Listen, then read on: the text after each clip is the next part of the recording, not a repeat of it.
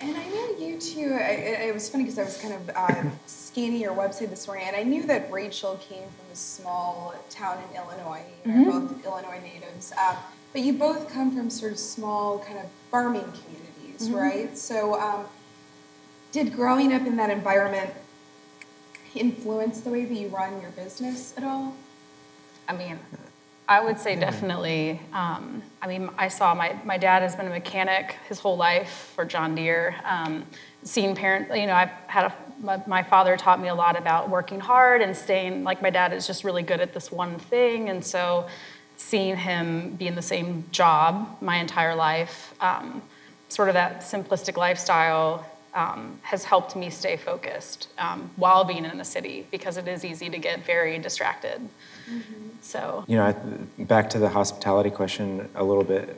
I worked at a restaurant for 5 years when I was, and the same with her, from the time I was 14 to 19. And I think that, you know, growing up in a small town, it's like, what are you going to do? You're going to work you're going to work in the fields, you're going to work at a restaurant, you're going to do both of it, you know. It's not like today's world where I feel like we have everything at our fingertips, right? Yeah. No, there is no social media. I mean, that was social media, right? So I think our love for hospitality was born in those small, that's just how, we're just mid-America, where it was from. For you, CEO and president, husband, wife, you know, what is it like sort of flip-flopping back and forth between those roles? And any advice you would have for other married couples that do in fact own businesses together?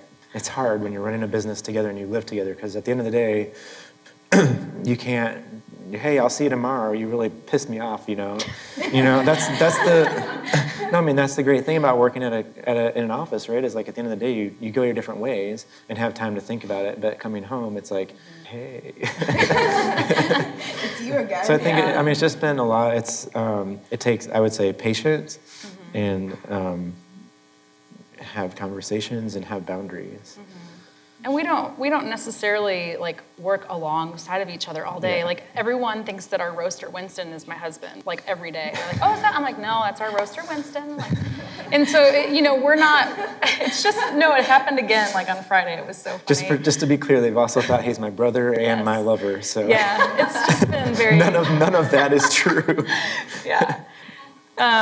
He's a very big part of our business, but you know, people kind of assume like, oh, you guys just must like work alongside each other all day together. I'm like, no. Like, I mean, I'm in kind of the operational world of CREMA, and Ben is like more in the, you know, he's the guy fixing the chairs at night and like running the website and getting the, you know, next marketing thing queued up. I mean, those are so we're not always like in the same physical space together like people think or assume we would be. One last thing on it I just thought of too is coffee is her foremost passion, but I also love coffee. I mean, I love the community, I love the benefits.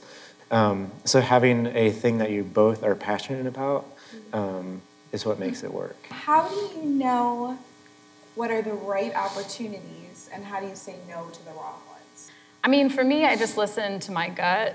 You know, if it just doesn't feel right, I know that I'm not going to really put my heart into it and do it. Yeah, I mean, there is. It's really hard when it's just a constant, like, you should do this, you should do this, you should put a location here, you should, have you ever thought about, you know, it's just like constant, you know, especially when people see the busyness. Like, I live in Green Hills, like, you need to put a thing, you know, and it's so hard because, you know, I want to listen to those people because I understand that there is a need that needs to be met maybe in Green Hills or wherever that is.